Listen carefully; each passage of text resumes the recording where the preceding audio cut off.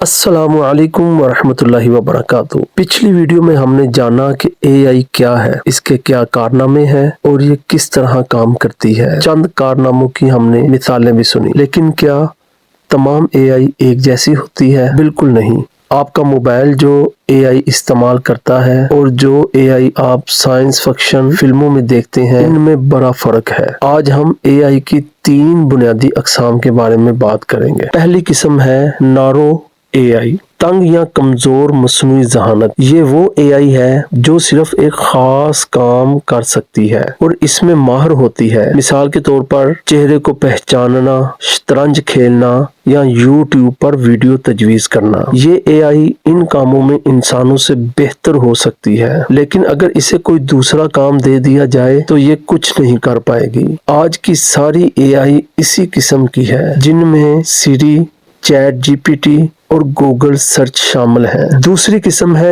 General اے آئی، عام یا مضبوط مصنوعی ذہانت۔ یہ وہ اے آئی ہے جو انسانوں کی طرح ہر کام کر سکتی ہے، جیسے ایک انسان سوچتا ہے، سیکھتا ہے اور کسی بھی مسئلے کا حل نکال سکتا ہے۔ یہ اے آئی بھی ویسا ہی کرے گی۔ یہ ایک کتاب بھی لکھ سکتی ہے، ڈاکٹر بھی بن سکتی ہے اور ٹیکنالوجی کو بھی سمجھ سکتی ہے۔ یہ اے آئی ابھی تک صرف سائنس فکشن میں موجود ہے، ابھی تک اسے بنایا نہیں ہے۔ تیسری اور آخری قسم ہے سپر اے آئی، سپر مصنوعی ذہانت۔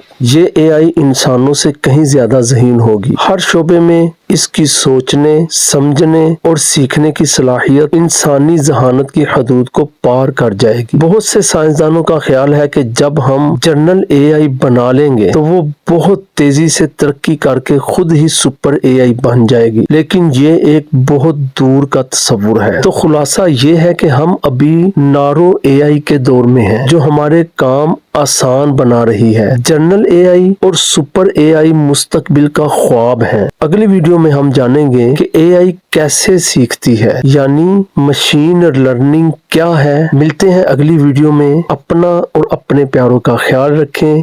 خدا حافظ۔